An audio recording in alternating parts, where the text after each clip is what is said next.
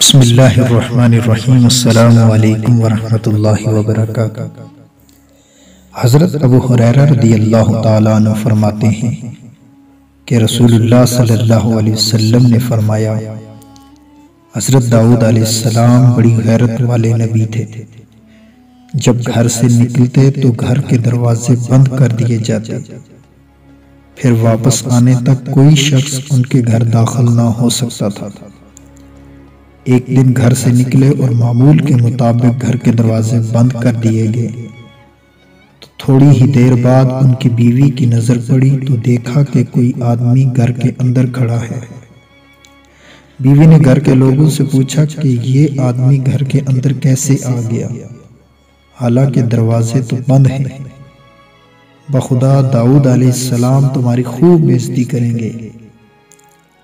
اتنے میں حضرت داؤد علیہ السلام بھی آ گئے۔ انہوں نے دیکھا کہ ایک آدمی گھر کے اندر کھڑا ہے۔ حضرت داؤد علیہ السلام نے اس سے پوچھا کہ تم کون ہو؟ اس آدمی نے جواب دیا، میں وہ شخص ہوں جو کسی بادشاہ سے بھی خوف زدہ نہیں ہوتا اور کوئی چیز میرے سامنے رکاوٹ نہیں بن سکتی۔ حضرت داؤد علیہ السلام نے فرمایا کہ تم یقیناً موت کے فرشتے ہو۔ میں اللہ کے حکم کے آگے سر تسلیم خم کرتا ہوں۔ مرحبا۔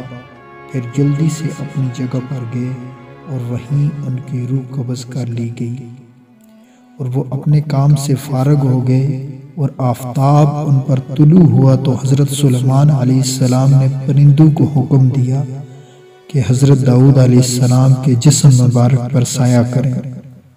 ان پر سایہ کیے رکھا یہاں تک کہ ان دونوں پر زمین تاریک ہو گئی۔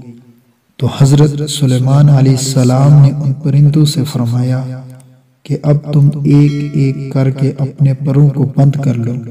چنانچہ ان پرندوں نے حکم کی تعمیل کی۔